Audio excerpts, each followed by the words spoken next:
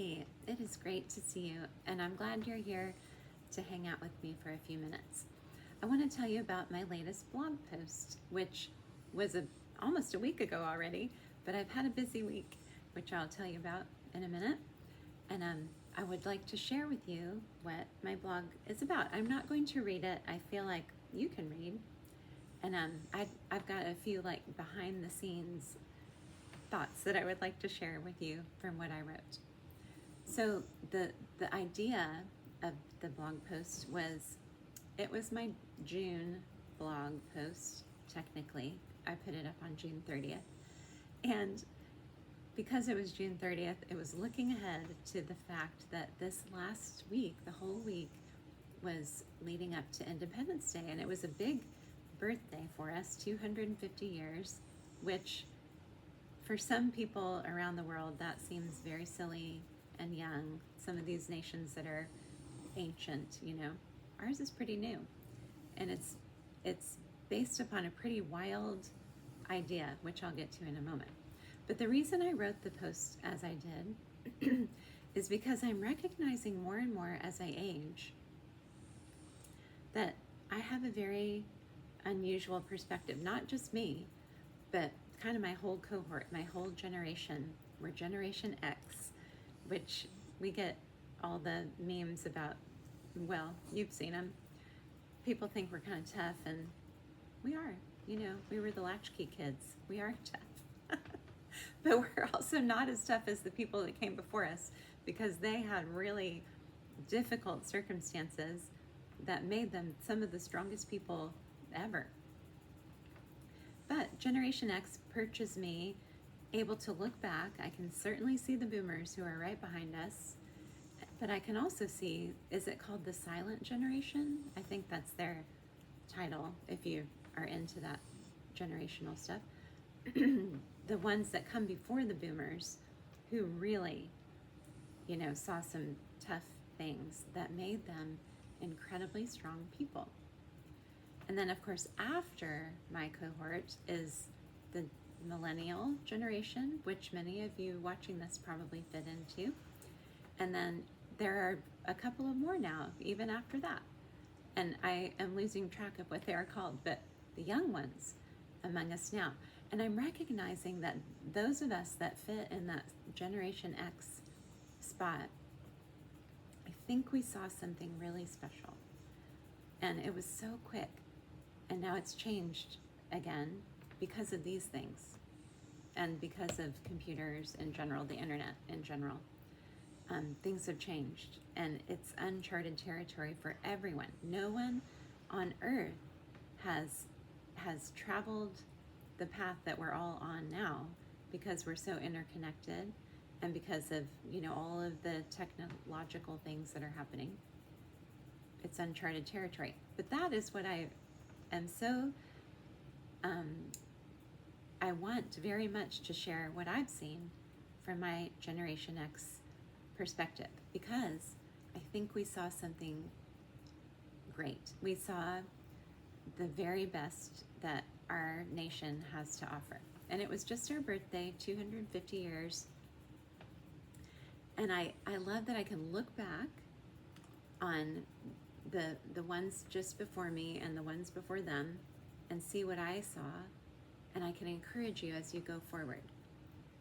And that's what I want to do. That's everything I'm trying to do with this channel and with my blog and with the books that I am writing. I would like to encourage you from one generation to another. And so here's what I had, some of the thoughts that I was having about that. I recognize that I experienced, me personally, now hear me, I'm not trying to say that everyone has, I understand that there are terrible things that happen in the world. Yes, I understand. And I have experienced some of them. And this is a fallen world, and evil is in the world, and sin is in the world. Rebellion is here, but so is God. And Jesus has come to reconcile us to God, to take away our sin, to take away our shame, and to make us new people who are full of God and who are a lot like Him. Isn't that cool? So I feel like my generation, myself is the story that I know best. I experienced the best that this nation founded on this crazy idea that people can govern themselves. I've experienced the best it has to offer before the internet changed everything. So, for example, I I got to go to the bicentennial celebration when I was 4. We went to Walt Disney World in Florida, and it was amazing. Of course, Magic Kingdom. I remember a very funny thing. I'm very tall, and I have always been very tall, especially when I was a child. I was incredibly tall. And you come up on the ride and it says you must be this tall to ride the ride.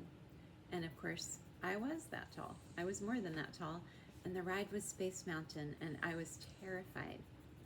But my very wonderful, strong father was there with me, and I grabbed onto his thumb and squeezed it with all of my life force throughout that ride. And I'll tell you about that another day. But we went, and it was such a fun celebration. Even though I was so little, I remember how happy everyone was, and what a joy it was to celebrate our very special country, where we have this ridiculous, audacious idea that people can govern themselves. And I'm going somewhere with this, so hang on with me. I have wonderful, godly parents who raised my sister and I in an incredible home, safe, full of encouragement and joy and books, and you can do whatever it is God has created you and asked you to do. We were very encouraged. I had a great education. I often stop to remember that even 100 years ago, 200 years ago, keep on going back, it would be unheard of for a woman of not high means like I am to have the education that I've had. I don't take it for granted. I'm so grateful for it, that I can read anything I choose, and that I have been encouraged to choose wisely. That too, I feel so grateful for. I didn't realize when I was a kid that women's sports were a thing, like not always a thing, recently a thing in the 70s and 80s, and I loved it. I learned so much through sport about grit and not being afraid and being able to do way more than I thought I could do, and being able to endure hard things and make it through. I learned a lot through sports, so I'm grateful for that. I'm grateful for my family, my godly family. I am surrounded up the chain and down the chain by incredible people who love God and treat a relationship with Him so seriously. And because of that, they love people very well. My parents, my in-laws, my husband, my children, my grandchildren, and all of my extended family. They're just wonderful, godly people who treat seriously God's suggestion, mandate, advice to love Him and to love one another. And what a special place we live in, that is encouraged in the very law of the land. Like that was what our country was founded upon. So when the founders of our nation made our nation, they realized right away, because they deliberated for a long time. I encourage you to read the history of it. I just lent this book to my son-in-law yesterday, or else I would show it to you. But David McCullough, the historian, wrote a great American Revolutionary War book called 1776. And if you've never read it, I encourage you to do so. It's very good. And you might love to know the details and the ins and outs of what actually happened. It's very good. But what I was saying is the founders realized, okay, this kind of government where people have charge of themselves with no king, with no dictator, no emperor, just us, it's going to take a special kind of people, or else it will never work. And do you know what kind of people they decided it needed to be? People that loved and believed God and who feared him, in the sense, believe him and obey him and listen to him and follow his advice and his commandments. So I think of that so often. And what kind of people is that? I'm distracted because my dog is right over here and she just started snoring. So if you hear snoring, excuse us. But here's what I came to in the blog. What kind of people can govern themselves? And that's exactly it. There's only one kind of people that can be trusted to do it. And it's people who love God deeply and who treat seriously what Jesus said, that the greatest commandment has two parts: love God with all you've got and love your neighbor as yourself. And that is the best of our nation. That in my opinion is what makes it so wonderful. And I feel like I landed at just the right time to see 200 years in, several generations in from the founding, of what it can mean to live in a land of free people, but who still love each other. Free, independent, yes, but connected in the sense that we take care of each other. We don't need anybody to tell us to do it, because God has already asked us to do it, and we love him, and we will do what he asks. So that is what my blog is about, and I encourage you, if you haven't read it, please do. If you might like to share it with some people that you have in your life. It's just a really easy, quick read, an encouraging thought. It's called One Generation to Another, and it's at my name, which is not easy to spell, but you can see it there on my channel. It's marygotro.com. One Generation to Another is my blog. And let me fill you in on why I am only now telling you about my blog, even though it's been up for a week. It's because I have had a new book come out this week. I've been kind of hinting that it was coming soon, and it is here. It has been born, and I actually have a copy, and it is called The Gray Lady of Galveston. And you might recognize this cover because I love the way it looks, and so I asked, can we please do it the same, just in a different color? It is the second book in this series, the Bookseller Mystery Series. If you have not read Friday Night on the Frio River, I encourage you to do so before you read The Gray Lady of Galveston, because you'll get to know the Mason family, Caroline and Casey and her parents, pretty well. You'll get to know them better in this book, and then you can jump into this one. They're standalone stories, but it's also a bigger meta-narrative that I hope will be 6 books in this series. Now, you can order this one. You can also find the links to these on my blog, but you can get them on Amazon, and the Kindle versions are the cheapest that there are, and I encourage you to do so. This one, can I please share something so exciting? It has made it onto some of the Amazon charts. There are many Amazon charts, but it has made it on. I've been in the top 10 this weekend. I think the highest I saw it was number 8 on the actual just chart of, what is it called? Teen and Young Adult Christian Mystery.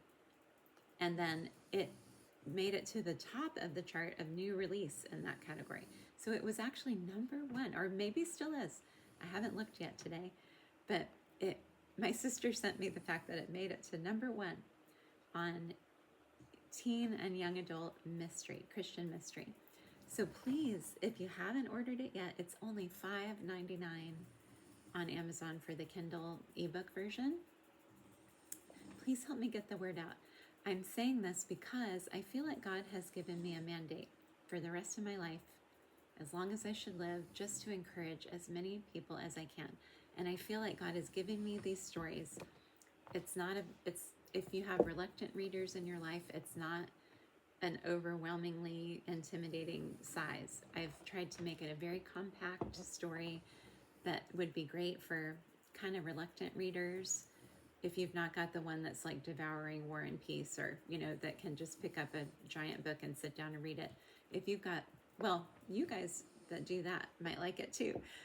But I purposely want to engage kind of reluctant readers with the story The protagonists are two teenage sisters. They're homeschooled. Are you a homeschool fan? That is very fun. They are very smart, and they are very, I keep saying the word fun, but they're fun. These are fun stories. This one happens at Garner State Park. This one happens a few weeks later in the timeline in Galveston. And it's a mystery. This one's a little bit of a ghost story. I would just ask for you to help me to get the word out. I think that this generation that's coming up has such a different landscape to navigate than any of the rest of us have. They've got this little deer thing telling them all kinds of crazy stuff. Who knows what they're ingesting all day, every day. And they're just coming of age, or are going to come of age, having seen millions of images of who knows if it's true, if it's real, if it is good. They're going to see all kinds of things. And I feel like God has asked me to at least be a part of helping push that back and put something encouraging and hopeful, thought-provoking, wholesome. These are a very wholesome story that isn't going to give any more yuck for kids to read, young adults and teenagers. So if you have not already, please help me out. Order these. The Kindle version, so cheap, $5.99. This one's $6.99 only because I need to figure out how to ask them to lower the price because I like $5.99. But order your copy today and be encouraged. God is good. And I've read the end of this book too. I love this book so much, the Bible. I've read the end, and I know that God has great things in store for the world that he loves so much, the people that he loves so much. So please join me in encouraging them. Oops, upside down. Order my books, share my blog with your friends, and share this channel if you find it useful. Let's encourage people. God is good, and he loves us. Let's encourage them. Thank you so much for listening. I appreciate it. I appreciate your time. I appreciate your attention, and I thank God for your life. And I pray that you're encouraged today. I'll see you next time.